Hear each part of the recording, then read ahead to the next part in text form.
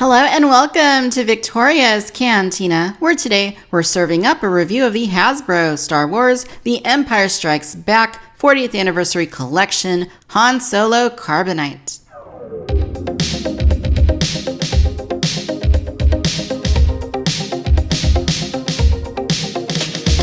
I don't know why I'm doing a review of this figure. I mean, if you can call it a figure, it's more of an accessory.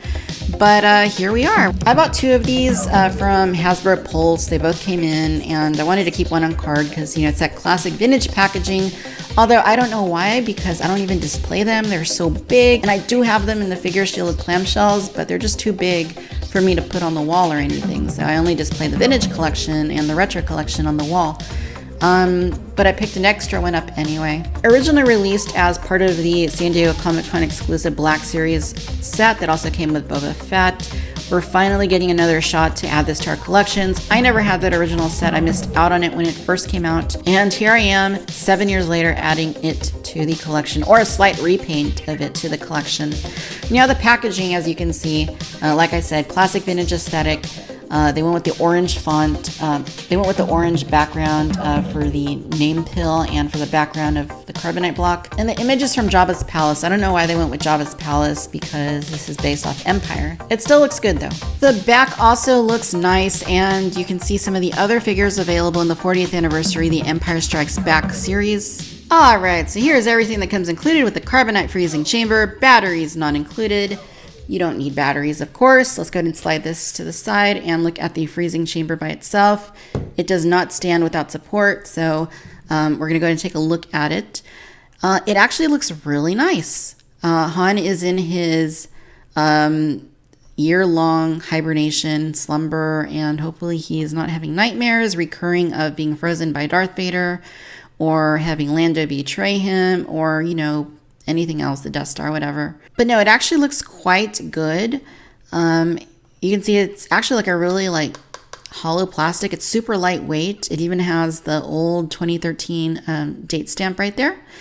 And you see you have kind of this marbling. Now we see that at times with Star Wars toys and Marvel Legends. Like it might not look great like on like a Marvel Legends figure, but that marbling actually works pretty well for this Carbonite block.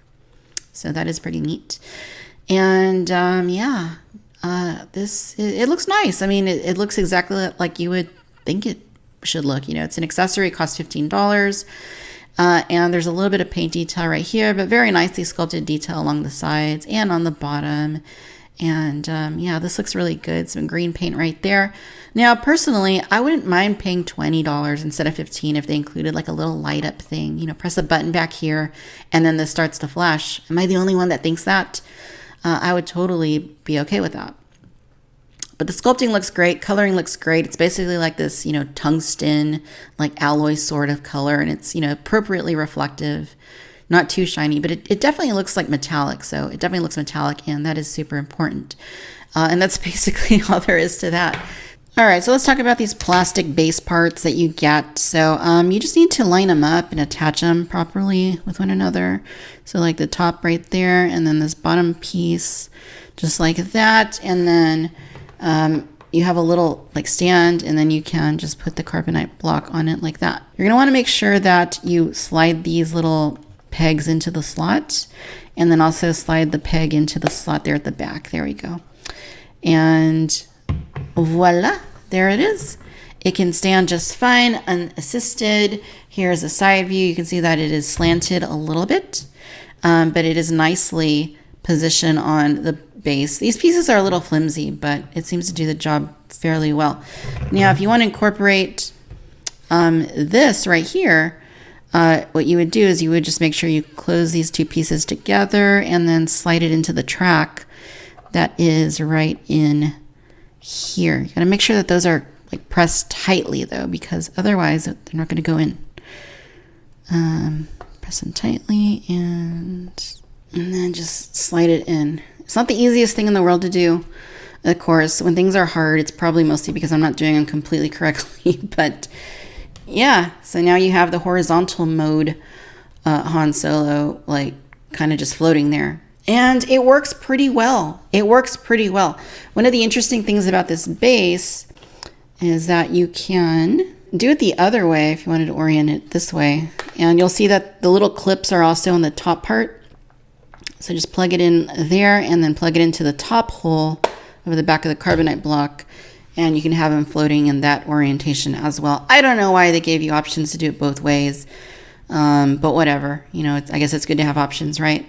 And yeah, I mean, it does a pretty decent job of making it look like it's hovering. So I don't really have any complaints. I think the base isn't the most user-friendly thing in the world, but it could have been worse. It could have been more difficult. So, the aesthetic is good. I'm pretty happy with it. Now, one other thing you can do with this, if you kind of want to cheat and not have to reconfigure things, just go like that. Bump.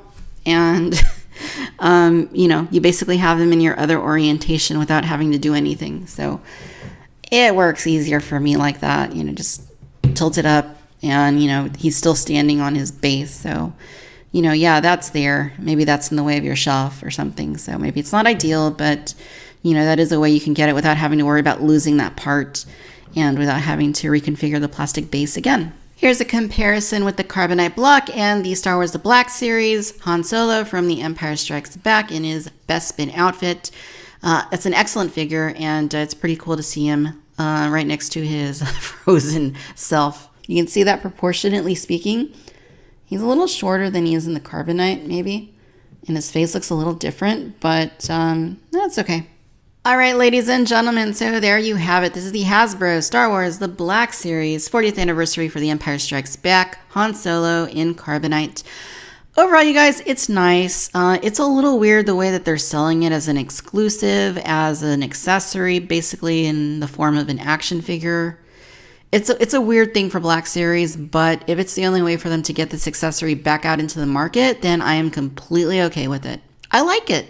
It's a fun accessory. It looks great. The display options are nice. Even if it's not the most user-friendly, display option, it works just fine. I'm not really going to complain about that. I'm happy to have it in my collection. I hope that maybe we'll get more accessories for Black Series down the line, because that's one area where I think this line kind of lacks is, like larger accessory type items that they oftentimes throw in with exclusive sets at Comic-Con and things like that and are not easy to obtain. And I'm thinking of things like the Obi-Wan Kenobi display table with the holographic Leia, things like Salacious B. Crumb, and the Grand Admiral Thrawn goodies that he came with. So maybe we'll see more stuff like this. I'd be totally on board with it.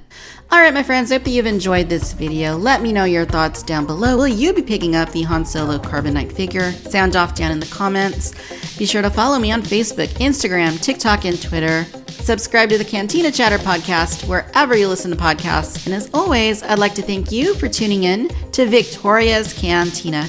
Until next time, bye-bye.